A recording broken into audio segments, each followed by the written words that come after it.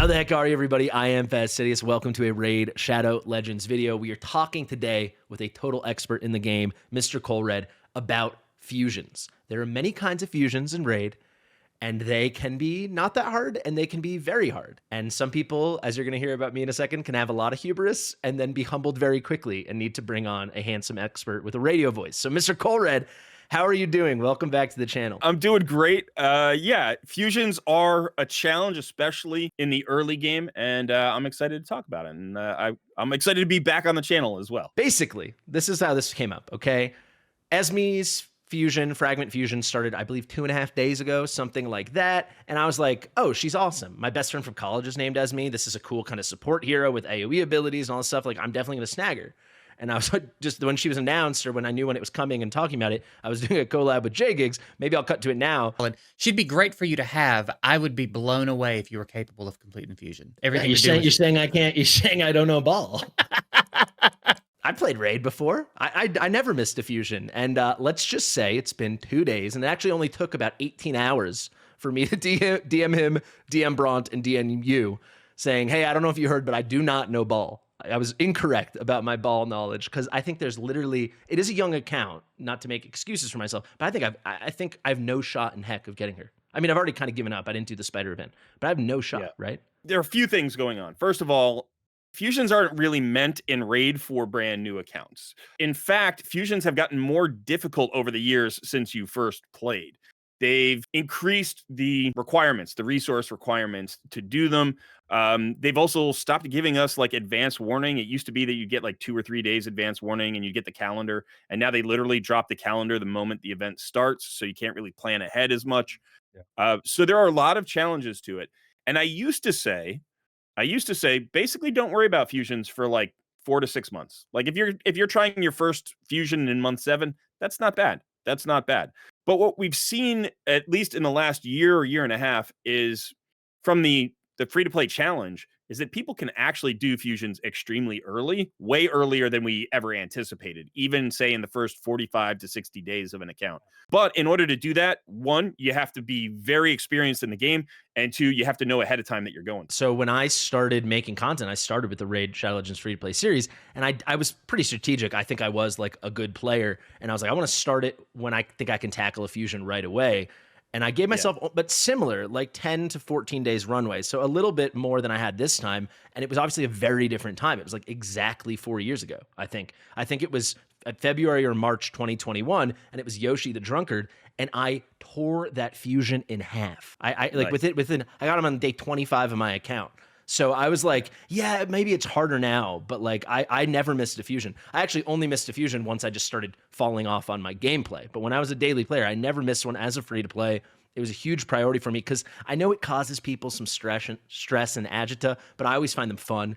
I think we talked about this, I think, on your channel in the interview if people want to check that out. And there's also going to be a new video on your channel. People should go check out and subscribe to you. Get those plugs in. Let's go. But I was saying, like, there is a zen thing to, like, let's get organized. Let me do my tasks. And there's no better example of that, I think, in Raid than fusions. So it was humbling and disappointing, to be honest, that I realized I'm not going to get Esme. So maybe tell me how it's gotten harder. And then what way we want to steer this video, and then I'm just hand it to you. How can we make sure people that want to go for it like me, that we can be ready? What do we look out for? How has it gotten more difficult? Well, first of all, I think that some of the point totals, especially for the shard events, the champion chases and the summon rushes, have just climbed over the years. So they used to be lower, and they've climbed like 200, 300 points, 400 points in the last like 16 months. And then again, like I said, they don't give us the calendar in advance anymore. It literally drops the moment the event drops. So those are two things that I think put players at a disadvantage. So yeah, here's the Esme calendar. Like if we had gotten this a week ahead of time, we'd have a little bit more leeway to plan. But the other thing that we've got going on here, as you can see right in the middle, is they're starting to switch up the traditional format. And so for instance, here we have a hero's path that's got 25 fragments. Now a hero's path is, I don't know what you would call it, but it's like a non-classic event, right? These events weren't around when you were playing back in 2019, so it's a little bit newer, and it's more intensive. It's just much more intensive than a regular dungeon tournament or a champion training or anything like that. So the way this hero's path is going to work. It's just a long page, and at the top there'll be like 6 different rewards, and you need points to choose one of those rewards, and then that puts you on one of 6 paths, or it could be 8 paths or 4 paths depending on how they want to set it up. And then you have to kind of pick your path, and some of the paths overlap, and you have to pick your rewards as you go, and you have to get points to unlock each thing. And sometimes you need to unlock a key to unlock a different path than the one you started on. Take a step back. It's like a choose your own Yeah. adventure reward path. Right. But sometimes you go down a specific reward path because that gives you the way to unlock the other path you might be interested in. So usually in the past, when this Heroes Path event was first introduced, it was usually for extra stuff. It was for like soul stones, or maybe the soul of a champion, or even for a guaranteed champion. You could get like a free champion through this path. But now what they're doing is starting to introduce them into fusions. And so for this particular fusion, what they took out was they took out a summon rush, which is a shard event, and they took out 2 dungeon divers. And so this hero's path will be replacing those. And so you need to pull shards and do dungeon diving in order to get the points for this hero's path. So that's just a lot of intensity in those 3 days, right? Or whatever it is for the hero's path. Because typically you would have something like maybe 12 days to do those 3 events. And also because it's combined, like there's opportunities to make mistakes. You know, like if you go down the wrong path, you end up needing more resources than you ever needed before. So this is just a challenge for new players to understand. Like technically it's confusing. And then on top of that, we also, even the experts, the people who've been doing this for like 4 years, we don't know exactly what the resource requirements are going to be, because this is something we've literally never seen before. Yeah, I gotta say, it's a little comforting because I was like, I don't even know what this is. And it sounds like Heroes Paths are very established things, but you did say this is the first time they've done this hybrid between the Heroes Path is actually part of a fragment fusion. So that kind of makes me feel a little better. I'm sorry, I misspoke. They've done 2 fusions with Heroes Paths before, but Okay. they've never done a Heroes Path that replaced 3 events. That's the first time they've done that. So they've never done a Heroes Path that was very much in place of conventional aspects of a fusion. Right. Okay. Yeah. It's interesting. And it's the fact that it's 25, you can only get 115, I think it is, right? It's 25 so, yeah.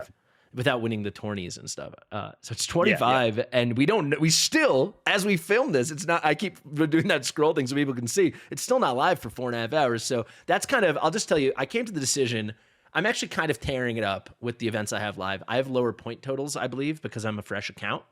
But like gear enhancement, I'm definitely going to hit this. I've got a day to get a few more points, no question. I wouldn't even mind seeing, I've got some silver. It doesn't look like it, but I have so many shields to sell. I would think it's several million. I already maxed out the champ training because of course I did. It's a new account. And then I am looking pretty okay on the dungeon divers if I push. But basically I saw that spider event. I was like, it was the first one. It was a big decision for me because I was like, am I going to commit to this when I'm farming Spider 8 or whatever I'm doing? Super inefficient, not knowing what the hero's path's going to look like. And like several people, especially you, were like, it could look rough. I watched you had a great video on your channel, and I was like, yeah, I think I commented on your channel. I was like, okay, great video. Bad news for this guy. Bad news for this guy over here.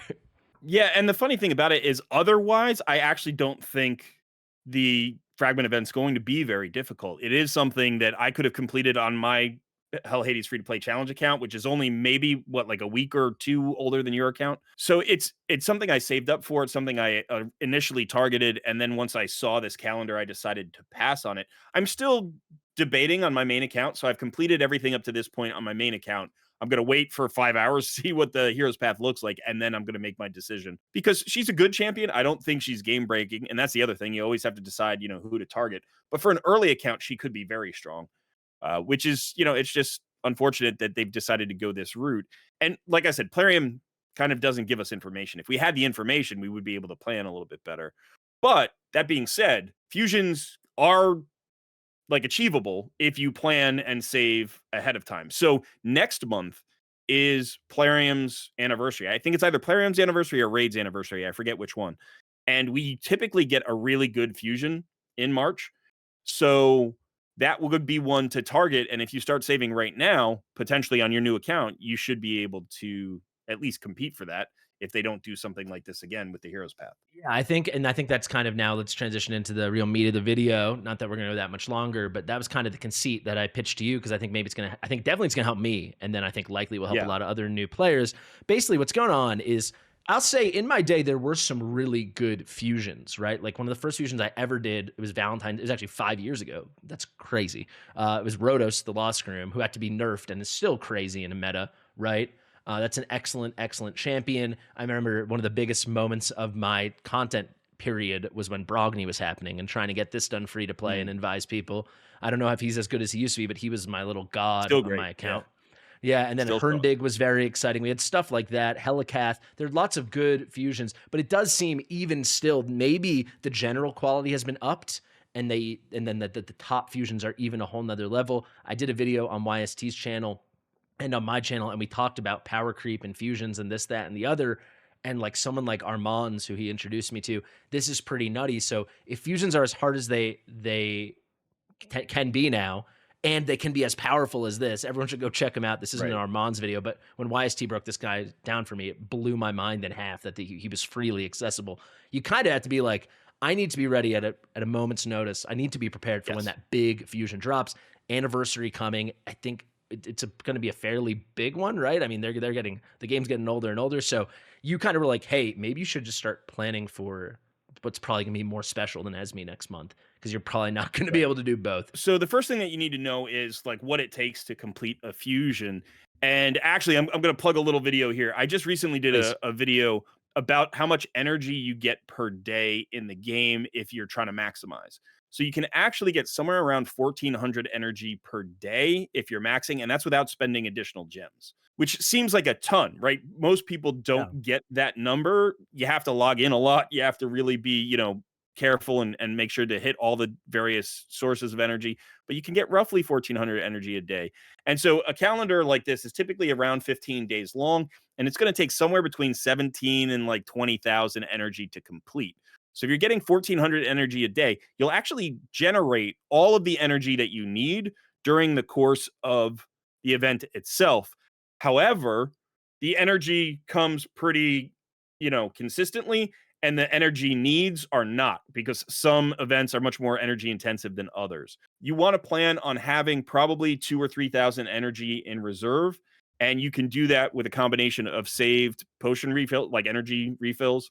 So anything there, any energy that you have in your mailbox is great. And you can also convert gems into energy, right? 40 gems equals a refill. So I usually try to save a minimum of, say, about 500 to 800 gems for a fusion, depending on how many refills I have in my mailbox. But again, if you're smart, you can usually not have to dip too far into those gems if you're saving and regenerating all the energy per day. So that's the first thing. The second thing is you're going to need silver. To complete an entire fusion takes about 60 to 70 million silver, especially if it's a classic fusion, because in a classic fusion, you have to actually promote all the champions in the tavern. And that takes silver. It's kind of a nightmare. Yeah, that's actually something I have very much started taking for granted in other games like Watch of Realms, and coming back, it was jarring. Like when I went to make some 6-star heroes, and I'm like, wait, how much? I mean, I think it was a couple 100,000, right? I mean, that is... Yeah, those are like, when you were saying that, I kind of reacted, because I was like, well, I mean, if you're farming your gear and gear enhancement, but yeah, every little thing you're going to have to do, it's going to add up, isn't it? Yeah, it is. And remember, again, if you are lower level, if you're below, I think, level 60, account level 60, it's scaled down. They kind of give you a discount for lower level accounts. So it may not be 70 million silver, but it might be 40 million silver. And that's still a lot for an early account. So you just want to be aware of that. And again, you will get silver over the course of the 15 days by farming all of the dungeons and selling the gear and so on and so forth. But for my account, I usually like to have somewhere between 15 and 25 million silver on hand. For a low account, I would say like 5 to 8 or maybe 10 would be probably enough to go into an event with. You can generate a lot of silver if you need to, either by doing a gear cleanse or like forging your lowest materials in the forge and just selling that gear. You can buy silver in the clan shop if you need it. That's a pretty big one that a lot of people don't count on. If it's a classic fusion, you also need potions, because you're going to have to turn rares into 4 stars and level 40, and you're going to have to awaken them. So you need to make sure that you have those potions in place. and then you're going to have to turn the epics into, the legendary and all that stuff. So you need to do a lot of training, and you need those pots. And then finally, you need shards, because there is no way anymore to do a fusion without shards. It used to be that Impossible. it was possible. Yeah, it is now impossible. In fact, you can't skip either shard event. It used to be that you Really? could skip one shard event. Yeah, you have That's to how do I both always. shard That's how events. I always did it. I would always have a stockpile, Yeah. do just enough on one, whichever I picked, and I Right. always. That's disappointing. It is. It is. And the way that they're doing it currently, and they've been doing this for 6 to 8 months, maybe even a little bit longer. There are 2 rewards for each shard event. So if you're doing a summon rush, there's like, an early reward and a late reward. And then for the champion chase, there's an early reward. Can you late snag reward. both earlies and that'll cover you? No, you have to get one of the 2 late rewards. So you got to get both early, and then one of them you actually have to go all in and get. Yes. Man. Yes. Okay. So in order to do that, my typical approach is I use sacred shards for the summon rush, because it's the best. You get 500 points per shard, and that's just the best way to do it.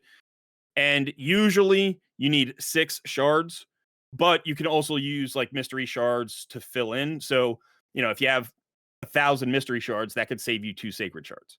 So you want to be stockpiling mystery shards all the time. I mean, hundreds upon hundreds of mystery shards. I never like to dip below 2,000 if I can get there.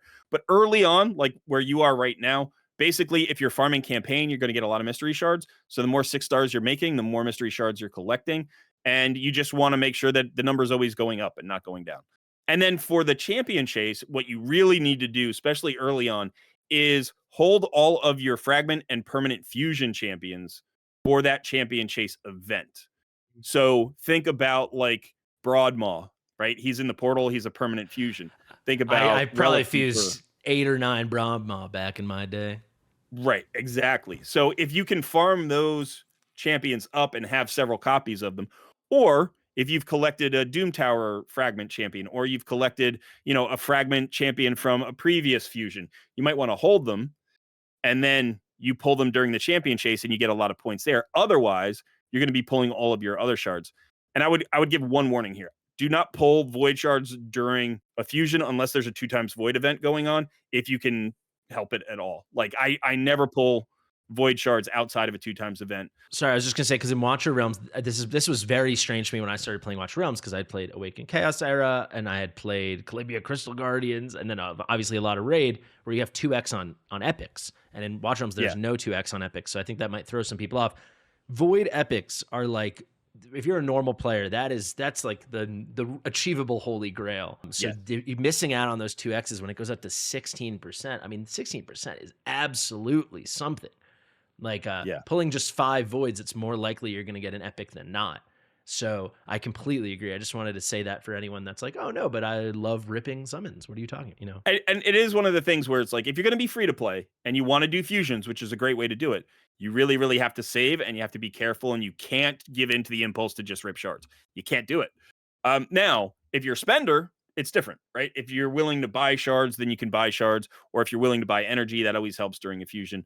But I would say, as a dedicated free-to-play player, I'm at the point now where, and for the last, say, 2 years, I'm 3.5 years into my account. For the last 2 years, I've been able to complete every fusion that I wanted to. Like, I haven't had to skip. But I would say in the first 12 to 16 months, maybe 18 months, I would probably focus on like 4 to 5 fusions a year. So rather than trying for everyone, I would shoot for like every second or third, and I would really try to target fusion champions that had skills that I didn't have in my roster, right? Or really, really high quality, powerful, god tier champions. You honestly, there are only maybe 2 or 3 of those a year. So you can skip several fusions. There's that FOMO, you feel like, oh, maybe I'm missing out on something great. It's like, it's not that big a deal. You probably have a bigger roster than you've optimized. Do you know what I mean? You have more champions right now that you need to build. Why go out and worry about getting another one that you're just lacking the resources to build? As anyway? good as Esme could be on an account, she's not a game breaker. And if you already have 3 unbuilt champions on your account that you should be investing in, why add another solid unit, good unit to the pile? But yeah, I just wanted to take it a little more full circle. So if you don't know, we'll be coming out the morning after we film this. but this video will be coming out after that. I like officially spent in the game. So I launched my Ballin' on a Budget series, $75 a month. If people want a sense of, do these get a lot easier with spending? You know, unless you're a big spender, you know, more than $100 a month, now you're getting into like, oh, you're spending. And then when it's several hundred now, you know what you're doing out there. So this is going to be in a moderate budget, whatever you want to call it. Maybe fusions are going to be pretty easy for me. Maybe not. So people can definitely keep an eye on that. I think I anticipate I'll be in pretty good control, but I don't think they're just going to be like easy mode, never worry about it. What do you think? With $75 a month, I think, and you're an experienced player and you're used to being free to play, so you're used to saving. I actually think you'll probably hammer down most of the fusions. I think it'll take 2 or 3 months, but once you get to a point where you're farming Nightmare Clan Boss pretty consistently. I know what you're saying, actually. You're saying I have a Sweat Lord's mentality. Yes. And I have a baller's budget. I get what you're saying. Yeah. Yeah, I think you're fine. I think you're going to be fine.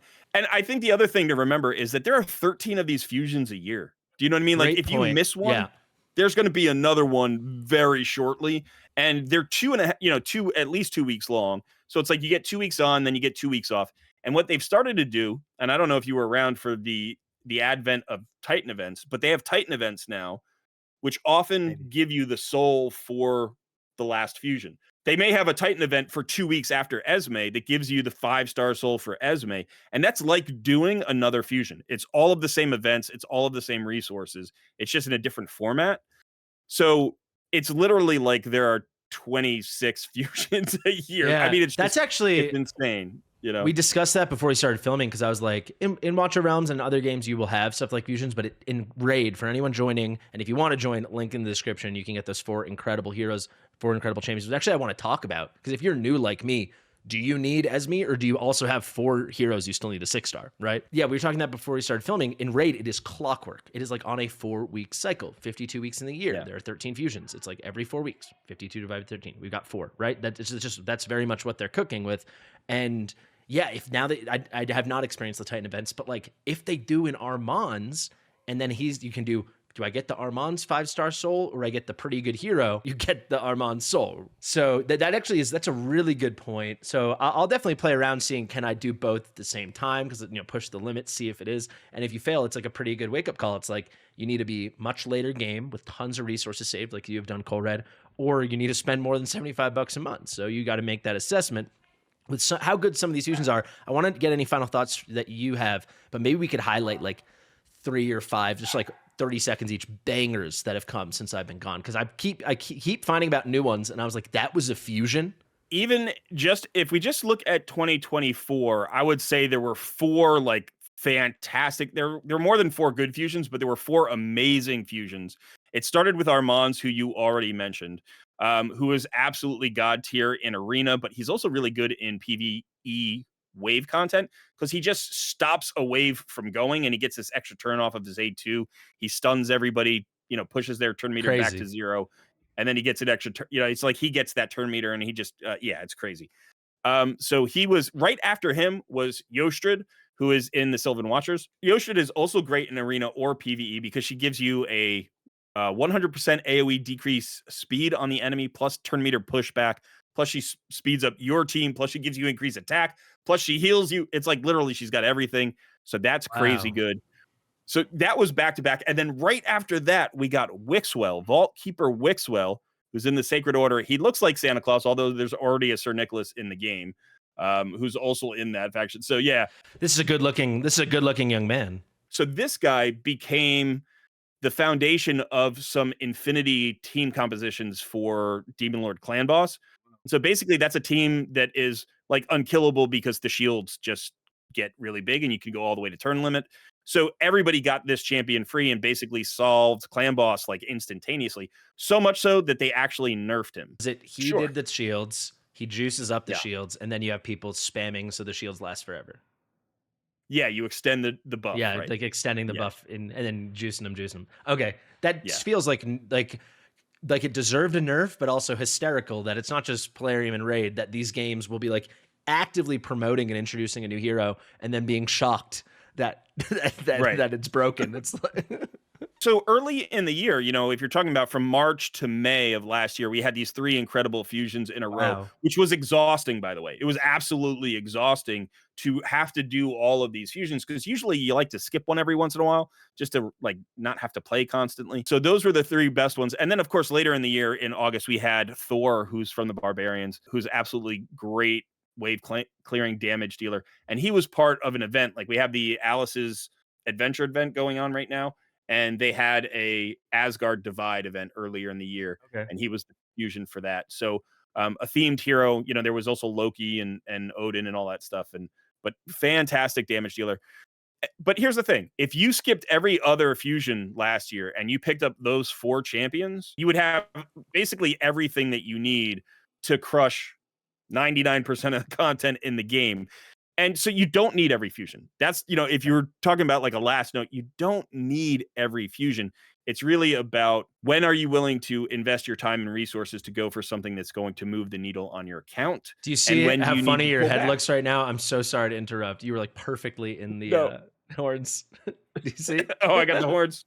Yeah. Sorry. Let's get serious. But I was But yeah, so if you miss her, if you miss Esme, there's going to be another good champion next month who might be even better.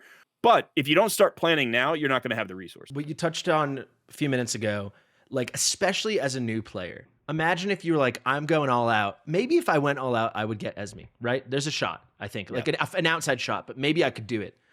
Maybe I fall short and I don't get her and I use up everything, but maybe I just get her. But then next month is the next Armands or the next Newt or any of those guys Right. you mentioned. And then it's going to be really hard, even if you're balling on a $75 budget. And especially if you guys are lower spend that or a free to play, especially early on, if it's not, wait for that first banger or wait till you're in a very comfy resource stockpile. What you just said there is incredibly important because especially if you're free to play or low spender, if you go for a fusion and miss because you don't have the resources, you misjudged or you misplayed, you made a mistake and you don't get the fusion, you're not just missing that fusion, you're probably missing the following fusion. You want to only go for fusions when you feel comfortable that you've got like a 99% chance of completing it. Now, obviously, the first time or two, you might mess up just because it's what you're doing for the first time, and that happens. I have missed fusions, that I intended to complete, so it will happen to you at some point. But the goal is to make sure that doesn't happen too often because literally it'll stop you from being even able to do the next month's fusion anyway. You could also see it snowballing, especially early on. Like there's a fusion month 2, you want to go for it, you miss it, you just miss it. You're like, I was so close, I can do this. You miss it again month 3. Now you're Right. completely depleted. You probably missed 3 or 4 fusions, and like you're rocking with the crap that you pulled. Which maybe you got lucky, but you probably didn't. Welcome to gotcha. So these are the birds in the hand. Make sure you're grabbing the right birds. Any final thoughts? This was very helpful and it got me kind of excited. I was pretty bummed when I messaged you with this idea because I was like, I really wanted to get Esme, but I think it's become very clear to me right now. I just shouldn't even try, and I can be excited because I actually feel pretty confident that I can definitely hit it next month if I really plan. Like I actually wanted to ask you, I can just hold all this stuff. Do you suggest that? I mean, obviously something that's 1 day remaining I can't, but we got 98, 98, 98, 91, stuff like that. I hold everything. I hold everything that I don't have to hold for fusions. Yes, absolutely. And my last thought would just be this. There are a lot of players, a lot of free to play players, a lot of low spenders who don't do fusions because they're stressful and the time like in their lives is just not it's a lot of hours in game and they just don't have the time. And you can still be successful without fusions. So don't feel like you have to do fusions or you're going to fall way, way, way behind. It's just a different just different approach. But if you want to go for fusions, then what I would highly recommend is do a little bit of research. You can go to hellhades.com. He's got a whole section on past fusions you can research. You can obviously watch, Fastidious. You can watch me. You can go to the other content creators who are going to help you plan. And that's just the best way. But finally, the last thing will be if you ever do a classic fusion or a hybrid fusion, there are epics included in those fusions. And so that we call a consolation prize. And it's a really good way to like go and get yourself some value in a fusion, but not fully commit. You can just say, hey, I'm going to go for the epic just to learn how the fusion happens and then get myself a little bit something, but not use up all my resources. Shout it back to my day. There's some rock stars. Demitha was a fusion. was an epic fusion wherever she's hiding, who's like, from what I understand, she's as good as ever, right? Like, if you want to get more specific, there's even better examples. But if we want to see Sacred Order, like Mordecai, who like kind of easy modes the spider, he was a fusion. Spider, I mean, there's a huge list of these guys that are Yeah. fusions. And sometimes maybe that's the move, because the final point I wanted to make is, oh, cool, you got more shiny legendaries. What are you going to do with them? Book them with the 0 books in your inventory? So it's like you can only pick so many early on. The reason I pulled up Yoshi and I wanted to conclude there is he was my first fusion on my free-to-play series way back when. It was a proud moment for me. But also, I didn't book Yoshi until over a year later.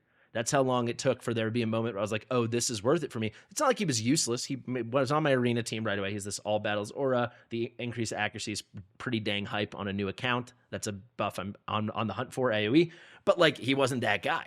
So it really wasn't until I got to the point that I had this full roster, I was kind of beating the game, and I was like, all right, there's a use for Yoshi in this specific thing. Let's go do it. It's nice. I mean, the collector in all of us probably wants it, but at some point, if they're just going to be like hanging out and being a roster bench warmer for a lot of content, maybe you wait and you strike when the moment is perfect. Same thing happened to me. I did the exact same thing. I got to Tora Rhymehide, and I actually didn't even 6-star him for 2 years, and I just booked him recently. So it's been like 3 years.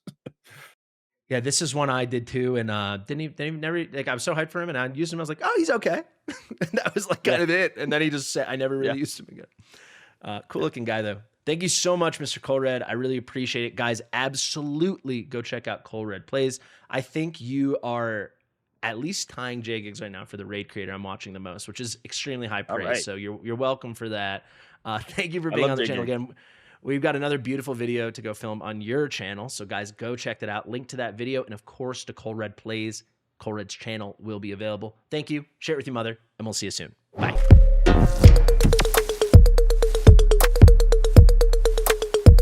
Fastidious.